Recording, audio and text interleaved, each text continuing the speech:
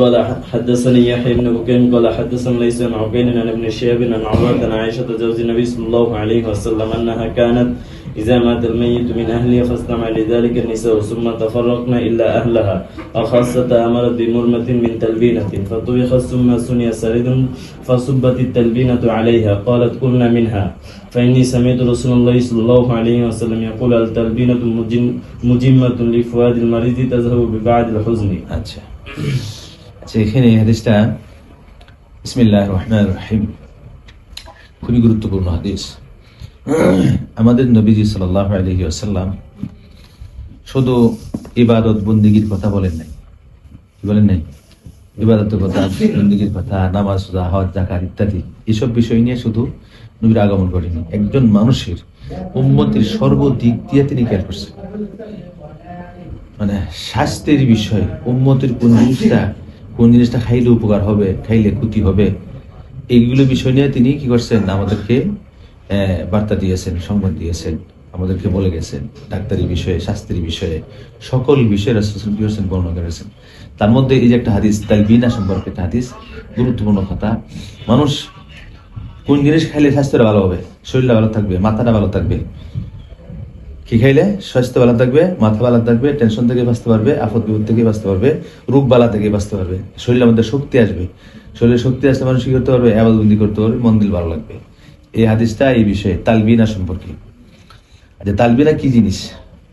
তালবিনা হচ্ছে আরবের প্রাচীন একটা খাদ্য, আরবের প্রাচীন একটি খাদ্য। এই খাদ্যটা আরবেই বানানো হয়, তারা এটা আবিষ্কার করেছে। নবীজি সাল্লাল্লাহু আলাইহি ওয়াসাল্লাম তালবিনা খাওয়ার জন্য বলছেন। কি খাওয়ার জন্য বলছেন? তালবিনা। তালবিনা মানে কি? তালবিনা লাবানুন থেকে আসছে। কোথেকে আসছে? লাবানুন। লাবানুন মানে দুধ। দুধ দিয়ে তালবিনা বানানো হয়। দুধ দিয়ে কি বানানো হয়? তালবিনা বানানো হয়। কারণ তালবিনার মধ্যে দুধের অংশটা কি থাকে? বেশি থাকে। এই জন্যই এটাকে কি বলা হয়েছে? তালবিনা বলা হয়েছে। দুধ, তারপরে জবের ছাতু, তারপরে মধু, তিনটা জিনিস দিয়ে তালবিনা বানানো হয়। কয়টা জিনিস দেয়া? তিনটা। এক নম্বরে দুধ, দুই নম্বরে কি জবের ছাতু, তিন নম্বরে মধু। এই তিনটা একত্র করলে তালবিনা হয়ে যায়। কেমনে? আগে দুধ জাল দিবে, দুধের মধ্যে কি দেখবে? ছাতু, জবের ছাতু আছে না, পরিমাণ মতো ছাতু ঢেলে দিবে। ঢেলে দেওয়ার পরে এটা যখন নাকি শক্ত হবে, শক্ত হওয়ার পরে এটার মধ্যে মধু ঢেলে দিবে। কি ঢেলে দিবে? মধু। মধু ডাললে বাস তালবিনা তৈরি হবে। কি পরিমাণ মধু? যে পরিমাণ মধ্যে, যে পরিমাণ খাবারের মধ্যে কি আসে, মিষ্টি আসে, এই পরিমাণ মধু ডালবে। ঠিক আছে, বানাইতে পারে, চেষ্টা করলে হয়ে যায়, সহজ। দুধ, ছাতু, মধু। দুধ, ছাতু, মধু, তিনটা জিনিসের সমন্বয়ে তালবিনা তৈরি হয়। বুঝে আসে কথা? আচ্ছা, এখন حدثنا يحيى بن بكير قال حدثنا ليس عن عقيل عن ابن شهاب عن عروة عن عائشة। أما جاء عائشة رضي الله تعالى عنها থেকে روايات নবীজি সাল্লাল্লাহু আলাইহি ওয়াসাল্লামের স্ত্রী আম্মা জান আয়েশা রাদিয়াল্লাহু তাআলা আনহা তিনি বলতেছেন, ইন্নাহা কানাত ইযা মাতাল মাইতু মিন আহলিহা, যখন নাকি কারো পরিবারে কোনো ব্যক্তি মারা যায়, কোনো ব্যক্তি মারা যায়, ইযা মাতাল মাইতু মিন আহলিহা, মারা গেছে, ফাজতামা যালিকা নিসা, তখন এই এলাকার আশেপাশের মহিলারা কি হয়? একত্র হয়, জমা হয়। জমা হওয়ার পরে সুম্মা তাফাররাকনা, সুম্মা তাফাররাক, এরপরে তারা সবাই কি চলে যায়। অর্থাৎ একবার কারো পরিবারে একজন মানুষ মারা গেছে, মারা যাওয়ার পরে মহিলারা, বিভিন্ন এলাকা থেকে মহিলারা সে একত্র হয়েছে, জড়ো হয়েছে। জড়ো হওয়ার পরে দূরবর্তী মহিলারা চলে গেছে, ইল্লা আহলা ওয়া খাসাতা, তবে তাহার পরিবারের পরিজন এবং বিশেষ বিশেষ মহিলা যারা, তারা রয়ে গেছে। যখন রয়ে গেছে, তখন আম্মা জান আয়েশা রাদিয়াল্লাহু তাআলা আনহা নির্দেশ দিলেন, কি আমারাত বিবুরমাতিন মিন তালবিনাতিন, নির্দেশ দিলেন যে তোমরা ডেক্সির মধ্যে তালবিনা বানাও, ডেকের মধ্যে কি বানাও? তালবিনা পাক করো, তালবিনা বানাও। ফাতুবিখাত, এরপরে তালবিনা বানানো হয়েছে। সুম্মা সুনিয়া সরিদুন, এরপরে প্রস্তুত করা হয়েছে, বানানো হয়েছে সরিদ, এক প্রকার খাদ্য। সরিদ মানে গোশত এবং রুটি।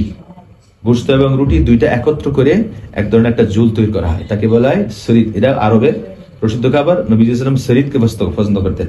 গোশত রুটি একত্র করে যে ঝোল তৈরি হয়, এই ঝোলটা নবীজি কি করতেন? পছন্দ করতেন, প্রিয় খাদ্য নবীজি, সরিদ খাবার। আচ্ছা, সুম্মা সুনিয়া সরিদুন, এরপরে সরিদ কি করা হয়েছে? তৈরি করা হয়েছে, মানে গোশত রুটির ঝোল তৈরি করা হয়েছে।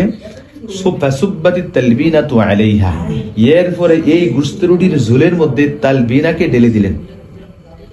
ফাইন্নী সামিআতু রাসূলুল্লাহ সাল্লাল্লাহু আলাইহি ওয়াসাল্লাম, তিনি বলেন, আম্মা জান আয়েশা রাদিয়াল্লাহু তাআলা বলেন, আমি নবীজি সাল্লাল্লাহু আলাইহি ওয়াসাল্লাম থেকে শুনেছি কি ইয়াকুলু আত-তালবিনাতু মুজিম্মাতুন লিফুআদিল মুরিজ। তালবিনা হচ্ছে অসুস্থ মানুষের অন্তরে প্রশান্তি দেয়। যারা অসুস্থ মানুষ, রোগী মানুষ, তাদের মনের মধ্যে কি আনে? প্রশান্তি আনে, শান্তি আনে, অর্থাৎ টেনশন দূর হয়, পেরেশানি দূর হয়, মনের মধ্যে কি আছে? শক্তি আছে, বুঝেছো কথা? পরে প্রশান্তি আসে, দিলের মধ্যে শান্তি আসে, রোগীদের শান্তি আসে তালবিনা খাইলে। আর কি হয়? তাযহাবু বিবাদিল হুজুন, টেনশন দূর হয়, ডিপ্রেশন দূর হয়, ঠিক আছে? পেরেশানি, টেনশন দূর হয় কি খেলে? তালবিনা খাইলে। তাহলে এখানে নবীজি সাল্লাল্লাহু আলাইহি ওয়াসাল্লাম আমাদেরকে তালবিনা খাওয়ার জন্য বলছেন। আমাদের আয়েশা রাদিয়াল্লাহু তাআলা তালবিনা পাক করছেন, আরো সাথে আর কি পাক করছেন? শরীফ পাক করছেন। তালবিনা আর শরীফ দুটো একত্র করে একটা খাবার তৈরি হয়েছে এবং সকলে মিলে খাইলেন। কেন? নবী সাল্লাল্লাহু আলাইহি ওয়াসাল্লাম বলেন, তোমরা তালবিনা খাইবা। কি খাইবা? তালবিনা। তাহলে তালবিনা কেমনে বানায়? তালবিনা কিভাবে বানায়? তালবিনা হলো কয়টা জিনিস? দুধ, ছাতু, আরটা কি? মধু। দুধ, ছাতু, মধু। পর্যাপ্ত পরিমাণ দুধ দিবে, তারপরে তার কি দিবে? ছাতু দিবে। দুইটাতে এক লাখের জাল দিলে একটু শক্ত হবে সেমাই মতো। তারপর তার মধ্যে কি দিয়ে দিবে? পরিমাণ মতো মধু দিয়ে দিবে। মধু দিলে কি হয়ে যাবে? তালবিনা হয়ে যাবে। কি হয়ে যাবে? তালবিনা। আচ্ছা, এই তালবিনা নবী সাল্লাল্লাহু আলাইহি ওয়াসাল্লাম বলছেন খাওয়ার জন্য। তালবিনা খাইলে কয়টা লাভ? এই লাভগুলি বলতেছি। এক নম্বরে, তালবিনা খাইলে মনের মধ্যে কি আছে? শান্তি আসে, প্রশান্তি আসে, ডিপ্রেশন দূর হয়, পেরেশানি দূর হয়, পেরেশানি দূর হয় তালবিনা খাইলে। এক নম্বর। দুই নম্বরে হচ্ছে তালবিনা নবী সাল্লাল্লাহু আলাইহি ওয়াসাল্লামের সুন্নাত। নবী সাল্লাল্লাহু আলাইহি ওয়াসাল্লাম নিজে তালবিনা খাইছেন, সাহাবায়ে কিরাম তালবিনা খাওয়ার জন্য বলছেন, ঠিক আছে? সেই হিসেবে একটা সুন্নতের অনুসরণ হয়ে গেল দুইটা, ঠিক আছে? দুই। তিন নম্বর, তালবিনা খাইলে হজম শক্তি বাড়ে। কি বাড়ে? হজম শক্তি বাড়ে। যারা তালবিনা খাইবে তাদের হজম শক্তি বাড়বে, আর হজম শক্তি বাড়লে তার খাবার রুচি বাড়বে, আবার রুচি বাড়বে। 4 নম্বরে, তালবিনা খাইলে শরীরে দুর্বলতা কাটে। কি কাটে? শরীরে দুর্বলতা কাটে তালবিনা খাইলে। আচ্ছা, এরপরে তোমার শরীরের মধ্যে শক্তি আসে, শরীরের মধ্যে শক্তি আসে, দুর্বলতা কাটে। 4 নম্বর। আচ্ছা, 5 নম্বরে, যারা অসুস্থ হয়ে গেছে, অসুস্থ রোগীরা যদি কি তালবিনা খায়, তালবিনা খাওয়ার পরে অসুস্থ হয়ে যাওয়ার পরে শরীরে দুর্বলতা আছে, এই দুর্বলতা কেটে যায়, কেটে গিয়ে এর মধ্যে শক্তি আসে তালবিনা খায়। আচ্ছা, 5 নম্বর। 6 নম্বরে, মহিলারা যদি তালবিনা খায়, তাদের দেহের মধ্যে যে কোনো ধরনের অশান্তি থাকে, যদি টেনশন থাকে, যদি পেরেশানি থাকে, তাহলে পেরেশানি, অশান্তি কি হয়ে যায়? দূর হয়ে যায়। তালবিনা এবং তাদের দেহের মধ্যে যে রক্তের মধ্যে হরমোন আছে, হরমোনের মধ্যে এক ধরনের ভারসাম্যতা তৈরি হয়। কি তৈরি হয়?